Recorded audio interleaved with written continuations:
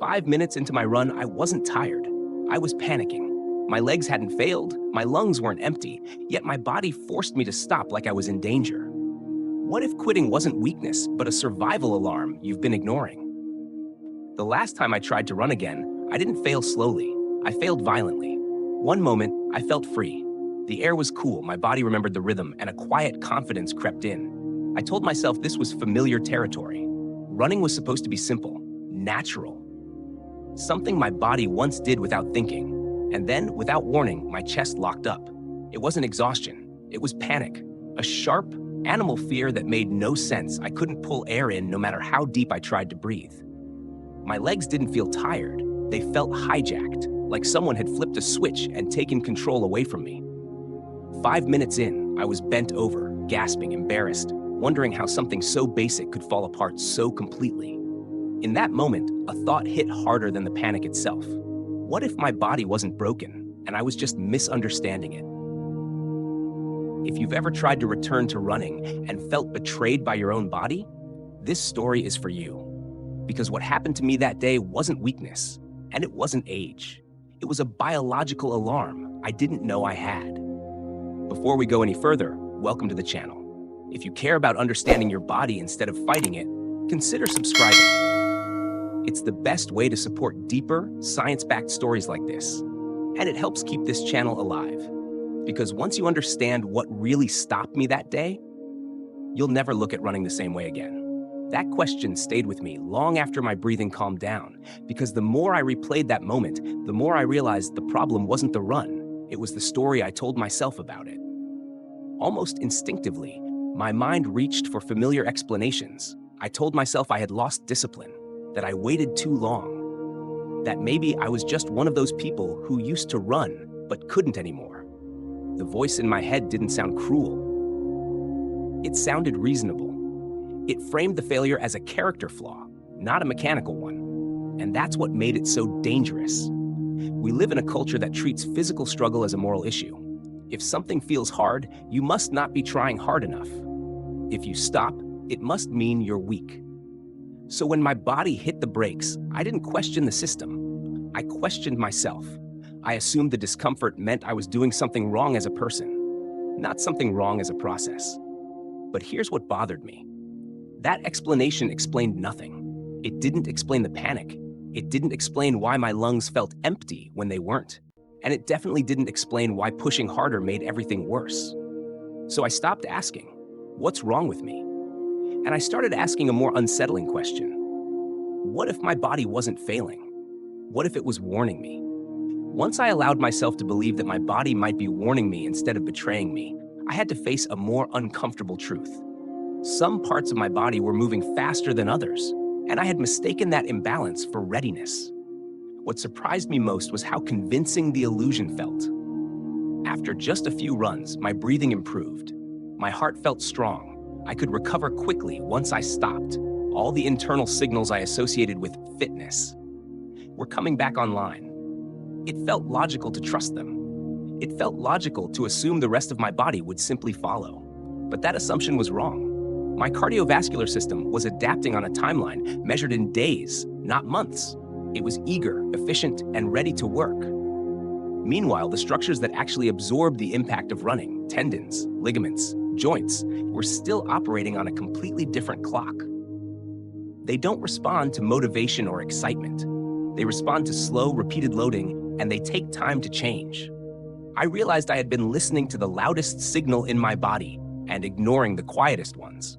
My heart was shouting, "Go!" while my connective tissue was quietly asking for patience. And every time I ran continuously, just because my breathing felt good, I was asking those silent structures to pay a price they weren't prepared for. That gap between what feels ready and what actually is was the trap I didn't know I was walking into. Once I saw that my body was out of sync with itself, the next question became impossible to ignore. Why did the failure feel so sudden, so intense, and so uncontrollable? That sharp sense of suffocation haunted me more than the physical stopping. It didn't feel like normal effort. It felt like danger. And for a long time, I assumed that meant my lungs couldn't keep up, that I simply needed more oxygen. But the deeper I looked, the stranger the truth became. My body wasn't starving for oxygen at all. It was panicking over carbon dioxide. Deep inside the brainstem are sensors that don't care much about how much oxygen you have. They care about balance, about pH, about how quickly carbon dioxide is rising in your blood. When I ran continuously, my muscles produced CO2 faster than my undertrained aerobic system could clear it. That imbalance tripped a biological wire. Before I could reason through it, my brain escalated the signal to fear. The amygdala took over. Breathing sped up, muscles tightened, rational thought vanished. The message was simple and absolute: stop now. That moment wasn't weakness. It was my nervous system doing exactly what it evolved to do: protect me from a threat it didn't yet know how to tolerate. And once I understood that, the panic lost its mystery, even if it hadn't lost its power yet. Once I understood that the panic was my brain pulling an emergency brake, the obvious question followed. If the alarm was the problem, what actually quiets it without shutting everything down? The answer, uncomfortably, was walking. I resisted it at first. Walking felt like an admission that I couldn't do something I believed I should be able to do. It bruised my ego in a way that running never had. But the more I paid attention to what happened during those walking minutes, the harder it became to dismiss them as a failure. Walking didn't feel like stopping. My heart was still working, my body was still warm, but something subtle changed. The tightness in my legs softened. The sharp edge of effort dulled. It felt as if my system had been given just enough space to reorganize itself. That's when I realized walking wasn't a break from the work. It was a different kind of work. During those minutes, my muscles stopped flooding themselves with waste and started clearing it. The chemical tension eased, my breathing settled, and most importantly, my brain stopped escalating. Running was creating stress faster than I could process it. Walking was how I processed it. Like turning on a vacuum in a cluttered room instead of pretending the mess wasn't there. What changed everything for me wasn't running less. It was finally understanding why alternating movement mattered more than forcing continuity. As walking began to quiet my body, something even more unexpected started to change in my mind. For the first time in a long while, I finished a run without feeling defeated. I wasn't drained. I wasn't ashamed. I didn't collapse at the end, wondering what was wrong with me. Instead, I felt strangely calm, almost steady, like I had stayed in control the entire time. That feeling mattered more than I realized. Before this, every attempt at running had trained my brain to associate movement with threat. Panic at minute 5, gasping, stopping. Those experiences left a chemical footprint, stress hormones surged, and my nervous system learned a simple rule: running equals danger. Avoid it. That's why motivation always faded, no matter how much I wanted to be consistent. But walk run changed the ending of the story. Each session ended with success instead of collapse. And success releases something very different: dopamine, the signal for reward, not survival. Slowly, almost quietly, my brain rewired its expectations. Running stopped feeling like punishment. It started to feel safe again. That shift was subtle. But it was everything. I wasn't forcing discipline anymore. I was building trust. I wasn't just training muscles or lungs. I was retraining my nervous system to believe that movement didn't have to end in panic to be meaningful. And once that belief changed, consistency stopped feeling like a battle and started feeling like a natural next step. Once trust replaced fear, I stopped looking for harder workouts and started respecting a structure that kept that trust intact. What surprised me was how simple it was. Not easy, but clear.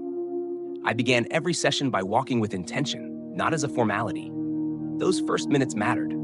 They gave my joints time to wake up and my nervous system time to settle, as if I were easing into a conversation instead of interrupting it. Then came the rhythm that anchored everything. 2 minutes of running, 1 minute of walking. Nothing heroic, no chasing pace. During the run, I paid attention to my breath more than my speed. If breathing through my nose felt strained, I slowed down. That rule kept me honest. It prevented effort from quietly slipping into panic. The walking minutes weren't an escape. I stayed tall, kept my arms moving, and let my heart rate stay elevated. It felt like idling an engine rather than turning it off.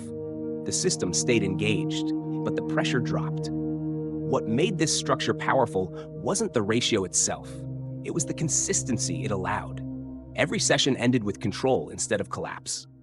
Over time, that predictability built confidence in my body again, not through intensity, but through repetition that never crossed into alarm. I finally understood that progress didn't require proving anything. It required staying within a zone that my biology could actually learn from. That steady rhythm worked so well that it eventually created a new kind of temptation, the urge to abandon it the moment things started to feel easy. After a few weeks, my breathing felt smoother. My heart recovered quickly. The old confidence returned, whispering that I was ready for more. And that was the most dangerous moment of all. Not because progress was fake, but because it was incomplete. Some adaptations speak loudly. Cardio improvements announce themselves fast, but connective tissue is quiet. Tendons don't signal readiness with excitement. They adapt slowly, silently, and without drama. Ignoring that timeline doesn't feel reckless in the moment. It feels justified. I learned that feeling good is not the same as being ready. Readiness shows up in subtler ways: how stable effort feels, how quickly my heart rate settles, how my body responds the next day. Removing the walking too early didn't accelerate growth. It erased it. What I needed wasn't more courage. It was a restraint. Walking wasn't holding me back. It was protecting the progress I couldn't yet feel, but would eventually rely on. Learning restraint forced me to confront a deeper shift in how I understood running itself. For a long time, I treated running as something to conquer, a test of will, a battle between discipline and discomfort. But the more I listened to my body, the clearer it became that running was never asking to be dominated, it was asking to be negotiated with. Every signal had meaning: breath, tension, calm, panic. None of them were obstacles. They were information. When I stopped trying to silence those signals and started responding to them, movement felt lighter. Not because it was easier, but because it was honest. Running stopped being about proving that I was still capable of being who I used to be. It became about building a relationship with the body I had now. One grounded in respect, patience, and curiosity. I didn't get stronger by overpowering my biology, I got stronger by cooperating with it. And once that shift happened, running stopped ending in collapse and started opening space, not just for progress, but for longevity. Looking back, what this journey taught me goes far beyond running. I learned that many breakdowns in life don't happen because we're weak, lazy, or incapable. They happen because we push one part of ourselves faster than the rest can adapt. We listen to the loud signals and ignore the quiet ones. The real lesson is this: progress that lasts is regulated, not forced. Whether it's work, health, learning, or relationships, growth follows biological and psychological timelines we can't bully our way past. When we slow down just enough to listen, we move forward farther and stay there longer. Now I'm curious, where in your life might you be pushing continuously when you actually need intentional pauses? Share your thoughts in the comments so others can learn from your perspective too. And if this way of thinking resonates with you, consider subscribing to the channel. It's the best way to support more thoughtful, science-backed content like this in the future.